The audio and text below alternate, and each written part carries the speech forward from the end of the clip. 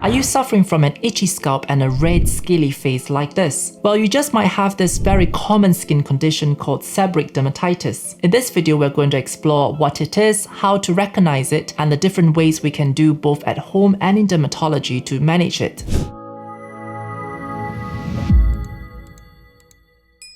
Hi everyone, welcome back to my channel. I'm Chris and I'm a dermatology trainee currently working in the west of Scotland in the UK. And on my channel, I share my experiences working in dermatology as well as life in the UK in general. First off, what is seborrheic dermatitis? Seborrheic dermatitis is a form of eczema or dermatitis affecting the oil gland-rich areas on the face, scalp and body. The skin can become inflamed where it becomes red, itchy and scaly, and seborrheic dermatitis affects people from all age groups, including babies to adolescents and adults. It is also commonly called dandruff if the scalp is involved, and in young babies you get this phenomenon called cradle cap where they get really thickened scales on the scalp. While we don't have the exact cause for seborrheic dermatitis, it is associated with an overgrowth of a type of yeast called malassezia, which contributes to skin inflammation and scaling seen in seborrheic dermatitis. There are several triggers for this, such as if you are prone to getting an oily skin, a family history of seborrheic dermatitis, a weakened immune system such as in organ transplant patients, patients with underlying cancers, or with HIV, as well as neurological conditions like Parkinson's, stress, and a lack of sleep can contribute to this. So what does seborrheic dermatitis look like? The appearance of seborrheic dermatitis typically include red, scaly patches on the scalp, face, and ears. On the scalp, it may present as fine scales, also known as dandruff, or can become more inflamed with thickened scales. And on the face, it can affect the eyebrows, the creases around the nose and cheeks, and can also cause swelling, redness, and flakiness of the eyelids, also known as seborrheic blepharitis. Seborrheic dermatitis may also affect the inner ears, behind the ears, the chest, groins, and abdomen. And in very rare occasion, it can spread to affect the entire body. So diagnosis of seborrheic dermatitis is mainly based on clinical examination, so investigations like a skin biopsy is probably not necessary. In some cases, we may do a skin scraping or bacteria swab to exclude other underlying infections. In patients with more widespread disease, we may sometimes also consider doing an HIV test. So how do we treat seborrheic dermatitis? Managing this common skin condition requires a combination of gentle skincare techniques and specific treatments, and here are some of the tips that I recommend. Number one, use a gentle, non-fragrant, soap-free wash to wash the affected areas. You can then apply a light moisturizer to help maintain the skin barrier function. If you are a person that wears makeup, remember to go for products that are non-comedogenic, which means that they don't clog up pores. There have been studies associating eating fruits with reduced incidence of flares and severity of seborrheic dermatitis. So this is something that you may want to try. If this becomes problematic and persistent, you may wish to try antifungal preparations to reduce the amount of yeast infection. These are available as creams and shampoos and can be used on a long-term basis. Antifungal preparations include names like ketoconazole, miconazole, clotrimazole, and nystatin. In fact, one of the commonest products that we prescribe for seborrheic dermatitis is Nizoral shampoo that contains the 2% ketoconazole. In the UK, you can actually buy it over the counter or get it prescribed by your own doctor. We tend to advise our patients to use it around 2 to 4 times a week until their symptoms clear. Other types of topical preparations contain things like selenium sulfide and zinc parathion, which can help reduce the amount of yeast. If you would like to check out some of the products, I've listed them down in the description below. Now, here's a tip. For any medicated anti-dandruff shampoo, you need to make sure you massage the product into the affected scalp and skin and leave it there for 5 to 10 minutes before rinsing. These products only work when they are in contact with the affected skin, so washing them off immediately is probably not going to do anything. Another tip is to continue using your shampoos even when your skin is clear. This is to minimize the risk of the rash recurring. Seborrheic dermatitis is a chronic skin condition that comes and goes, which means even after your skin is clear, it may sometimes still come back. Now, if your skin is inflamed, which means they are red, itchy and scaly, we sometimes use anti-inflammatory preparations alongside antifungal treatments, and these contain things like steroid preparations and non-steroid. We use them for short periods of time just to reduce the redness and inflammation. Examples would be things like Canesten HC and Dactocort, which contains a combination of antifungal and steroid preparations. In some cases, if the rash is widespread or resistant to treatment, we may sometimes prescribe a short course of oral antifungal tablets. Now, for thick scales in dermatology, we sometimes use descaling topical agents like salicylic acids to help. And in babies with cradle cap with thickened scales, we sometimes use Vaseline or baby shampoo to help loosen these scales in order to allow the antifungal shampoo to work. Thank you for watching this video. If you found this useful, please hit a thumbs up and comment in the comment section down below if you would like me to make a similar skin related video. See you in the next video.